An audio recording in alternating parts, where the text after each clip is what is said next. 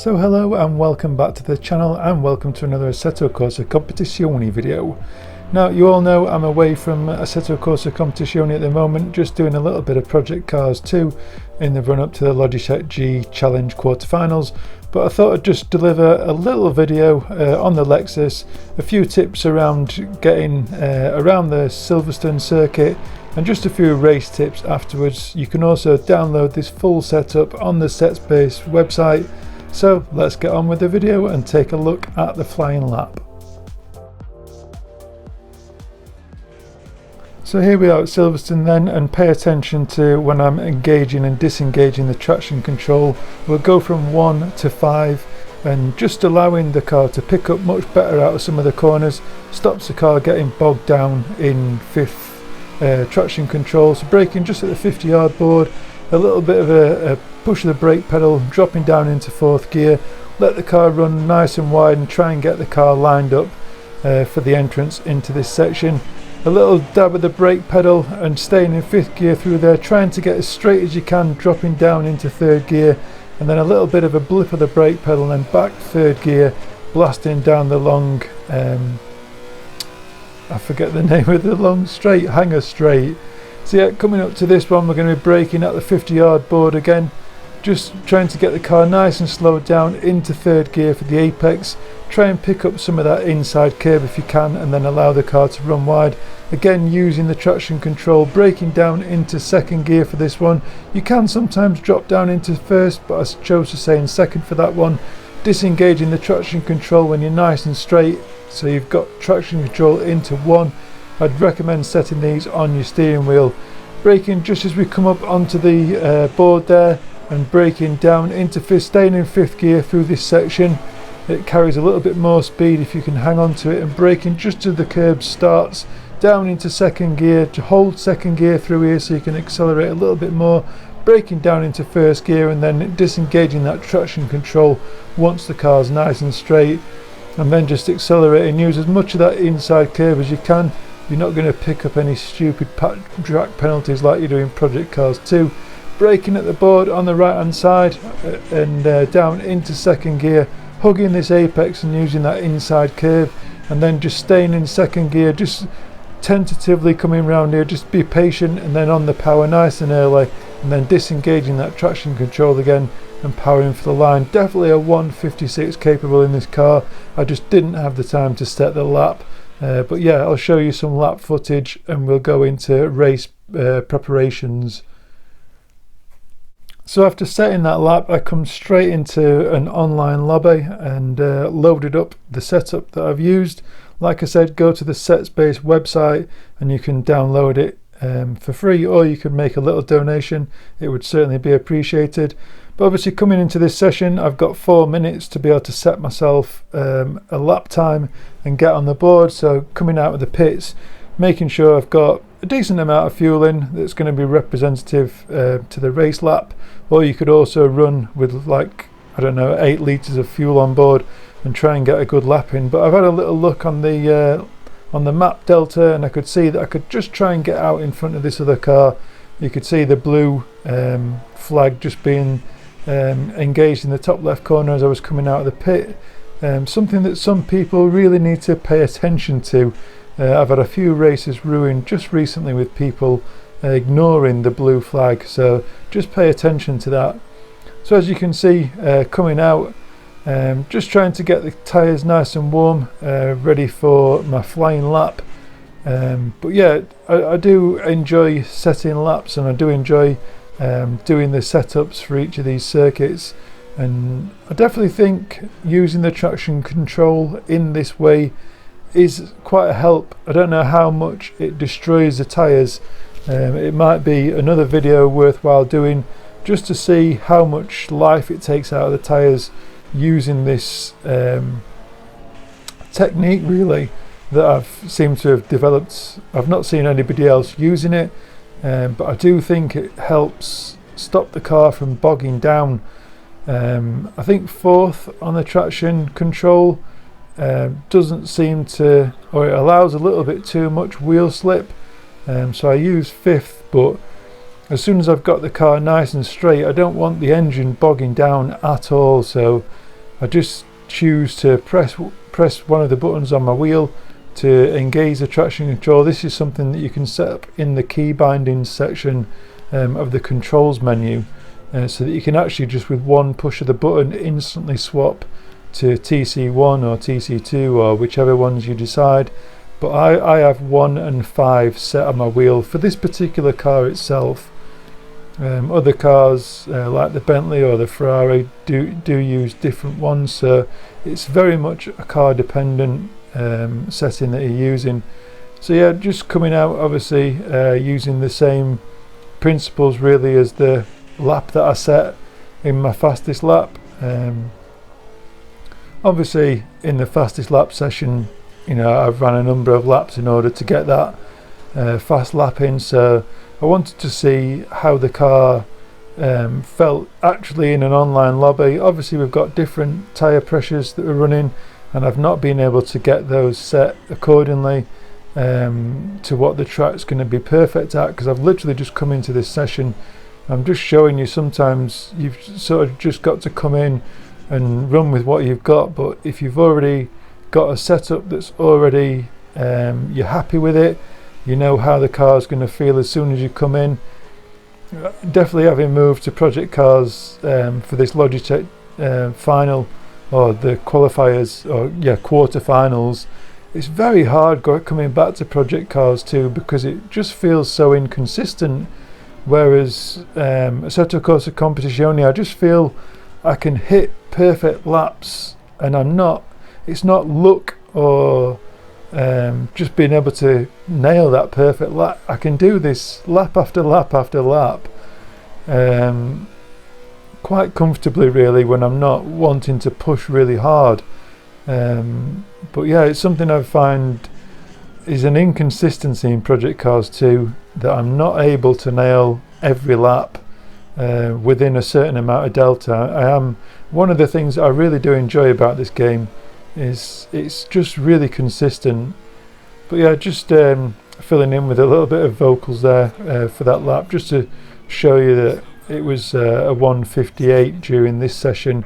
Obviously it's about a second slower, but the temperature is a tiny bit warmer. It's not a lot different, but you've got the issue with the wind playing a huge part in how the car performs.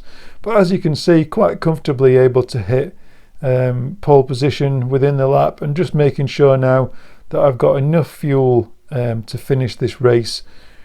Sometimes you might need that extra litre of fuel, but again, something that I need to work out for the setup when it comes to an actual race setup. So as you can see, coming back to the pits, just a minute or so to go before the end of the session, and I'm just sort of watching the other cars finishing their session, just to see if anybody else is going to get anywhere near the lap time that I've set, just sort of how much competition there is. You can never really guess all the other drivers that are lower down that haven't been able to set a good lap. They may well come through the field quite quickly, so never underestimate your opponents really just because they haven't set a lap. Some drivers like myself will sometimes choose to start from the back of the grid in order to build up your SA rating. Obviously when you're doing this, you need to be competing with other drivers in close quarter battles really. As much as you don't want to be exchanging paint with anybody, you need to be able to run close with other cars and make overtaking manoeuvres in order to build your SA. And as you can see there, Tango, he manages to get a little bit closer, so I've got a little bit of competition right from the off. But I just thought I'd run through some of the things I do on startup. As you can see, we've got 1 minute 15 seconds, and you've got the drive section in the top left hand corner that I'll just highlight, that tells you when you can actually go to the grid. Now in my opinion, it would be better to go to the grid as late as possible, and I'll show you during this session as to why I would do that. If you look sort of down through the details at the bottom of the screen, obviously you can see I'm just checking over everything that's within the setup itself. But coming back to the screen itself, you can see the tyre pressures behind the display there on the actual dashboard. And if you go to the track straight away when you're able to, you'll literally watch your tyre pressures dropping whilst you're sat on the grid. Now, in my opinion, it's better just to sit in this setup menu and look through the graphic at the tyre delta, and you can see it's stable. So just give yourself 10 seconds or so to finish loading up the setup, and just arrive back at the circuit as late as you possibly can, which then maintains a much higher tyre pressure than all those that have chosen to go to the grid a little bit early. The tyres will be getting colder, they'll have sat on the grid for maybe 30 seconds in some cases, and they'll now have much colder tyres than you. So just a little tip for all the newcomers to the game, or even people that have been playing the game for a little while. So I'm going to leave you with the entire race replay. I'm not going to talk my way through a 20-minute race, but just so you can see how I sort of progress. Obviously I'm at the front of the grid, but I think I do get involved in a few little battles, or just trying to be consistent with my lapping. I know there are a few sections where I do run wide, and I think a lot of that comes down to an issue with some of these sort of bumps in the circuit that just seem to be very random. I lose traction, especially through turn 1, and I think midway through the circuit, going past the old pits, there seems to be just a bump in the circuit which throws me off the course a number of laps, and I lose a little bit of confidence going through there. I sometimes find coming into this corner as well, there's a little bit of a bump just on the entrance to there, very apparent in the Porsche, not so much in the Lexus or the Bentley, but the Porsche really does struggle through there for some reason. It's only apparent so far in the Porsche, but yeah, I'll leave you with the replay. You'll see the bumps in question as you're watching the replay if you stick with it. There's no replay at the end or anything, but I just thought I would leave it on to show the lap times that the setup's capable of. And as I've mentioned already, the setup is available along with a number of other setups by myself and other drivers using the game. And obviously if you are willing to leave a donation for myself or any of the other drivers, it's more than welcome for the amount of time that I'm sure you all know I spend in creating these setups. As I mentioned before, I am doing personal setups that I'll run 2 hours of setup time, trying to get the car to a level that I feel comfortable with. I'll also run a 20-minute session in the car, and I'll leave those times available. And I also do an audio track guide around the circuit with things that I choose to point out just really slowly. So it's a case of once you've downloaded one of my setups and you've got the audio tape, I recommend just getting in the car and having a slow ride around the circuit, and I point out a few things. It is around £23 UK dollar, UK pounds sterling, but however that equates, you can do it using the PayPal option. But yeah, just so you can see, I do put quite a bit of time into these setups. I do try and give you a lot of detail around the setups as well, and how best to use them, whether it's in the rain or whatever conditions you're wanting the car set up in for whatever circuit, whether you've got league events coming up. As soon as I've finished with the project cars too, Logitech G Challenge, I'll be moving pretty much predominantly to Assetto Corsa Competizione. I just feel it's got so much more to offer, this game, and with the GT4 pack coming no doubt very soon, there'll be even more content. So yeah, thanks for watching the video. Please do like and subscribe, share the video with friends that are using it to try and better the lap times at Silverstone, or even wanting some more setups. I've got more that will arrive on Set Space. So yeah, thanks for watching, and ciao for now.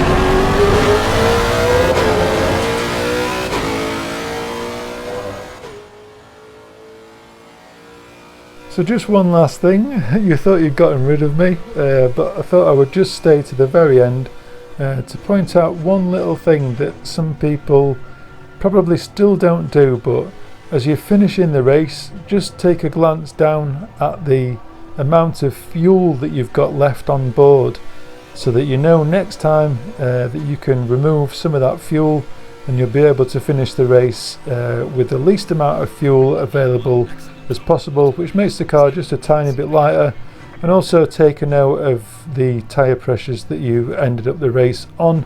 These might need tweaking for future events. But yeah, thanks for watching. Ciao for now.